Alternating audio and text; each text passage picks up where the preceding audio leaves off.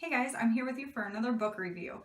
First off, I'm going to apologize because by now you've probably seen this look in a couple videos, but in all fairness, please give me a break. I was getting ready, or I am, by the time you see this, it'll be in the past, but I'm getting ready to go on vacation for like 2 weeks, and so I was trying to get videos done so that I can have them scheduled for you guys, and so that is why, because I don't have time to change my hair and makeup and clothes. I guess I could change my clothes, but I'm too lazy in between every video. So sorry, but I don't think you'd care because I'm just talking about a book anyway, so whatever.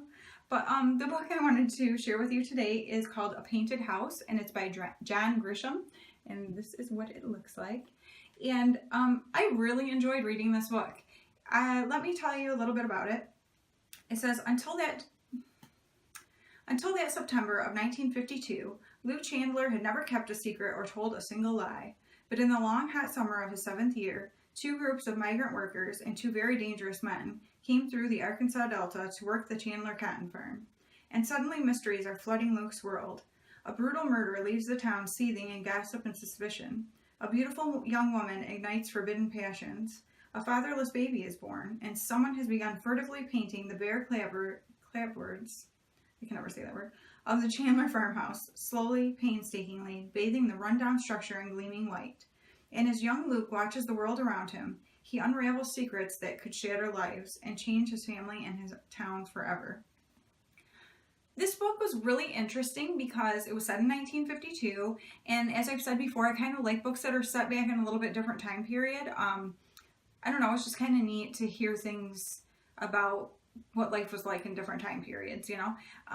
So that's something that I really enjoyed about it. Also, that it is written from the perspective of the 7-year-old boy and what is going on around him, what he sees happening. He lives on this farm with his mom and dad and his grandfather and grandmother.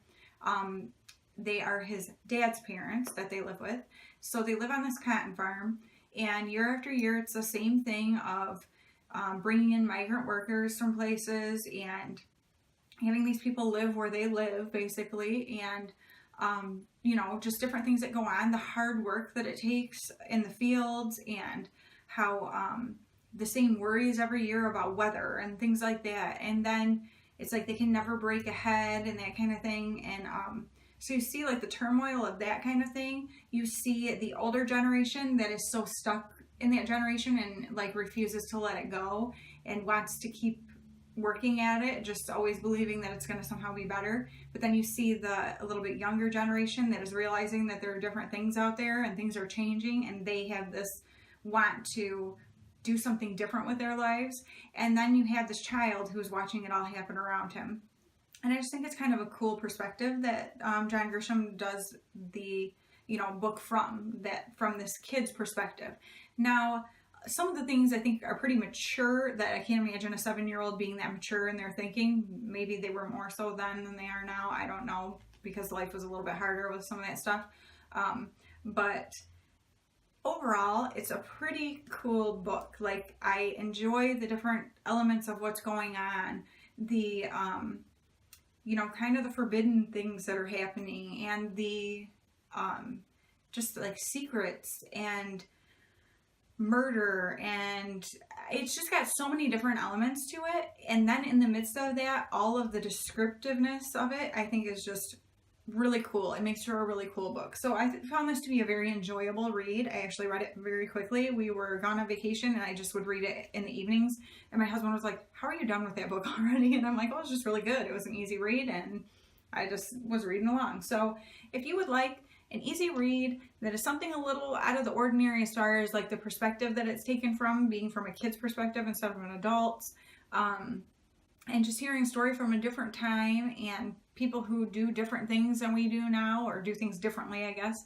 I just thought it was a really cool book, and so I really did enjoy it, and it is one that I would recommend if you are looking for just kind of a easier read, and just something enjoyable that has still those elements of like, mystery and that kind of stuff, but nothing too like majorly over the top. If you saw my last book review, if you haven't yet, I'll link it right here for the book that I read last time. That was so heavy. So this was a nice total change from what that book was. So I really did enjoy it. So A Painted House by John Grisham. So yeah, check it out if you want to. And let me know if you like these types of videos. Please give this one a thumbs up if you like seeing book reviews.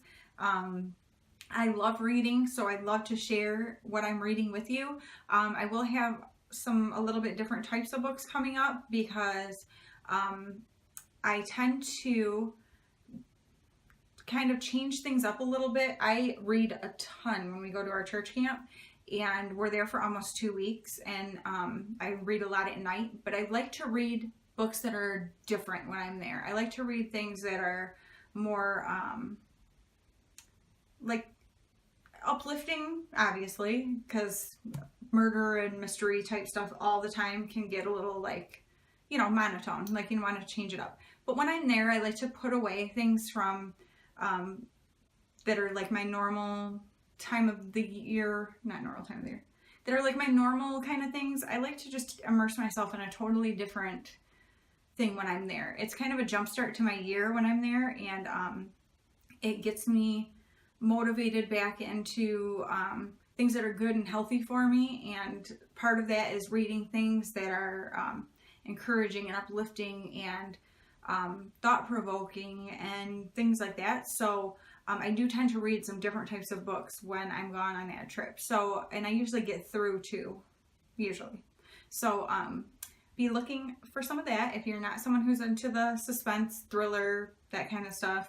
There are some other things to come, and they're not, sometimes they are Christian books, but not always. So yeah, so stay tuned for that. I might have something coming up that you're really interested in.